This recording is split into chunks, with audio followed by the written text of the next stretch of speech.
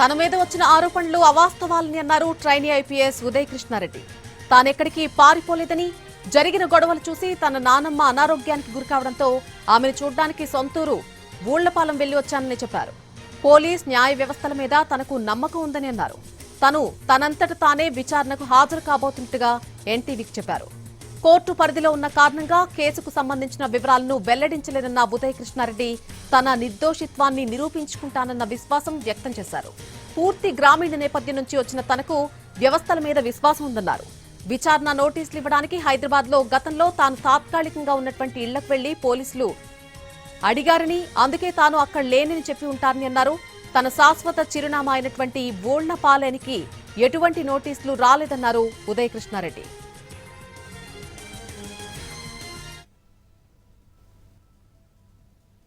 నమస్కారం అండి. నా మీద నా తోటి ట్రైనీ ఐపీఎస్ చేసిన ఫిర్యాదులు అవుతున్నాయి, అవన్నీ అవాస్తవం. మీడియాలో వస్తున్న కథనాలన్నీ చూసి మా నాయనమ్మ అనారోగ్యానికి గురయ్యారని తెలిసింది. అందుకే ఆమెని కలుద్దామని చెప్పి నేను ఊళ్లపాలెం బయలుదేరి వచ్చాను. అయితే నేను ఎక్కడికి పరారీలో లేనండి.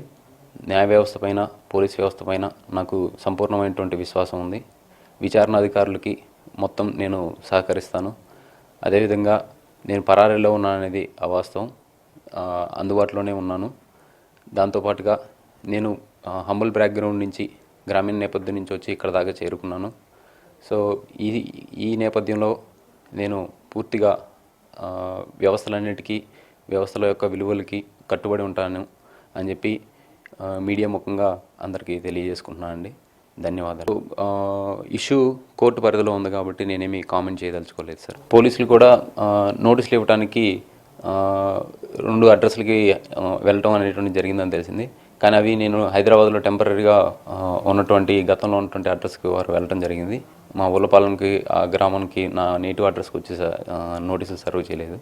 సో ఈ క్రమంలో నేనే విచారణ అధికారులకు సహకరిద్దామని చెప్పేసి నేనే బయలుదేరి హైదరాబాదు విచారణాధికారుల ముందు హాజరవబోతున్నాను.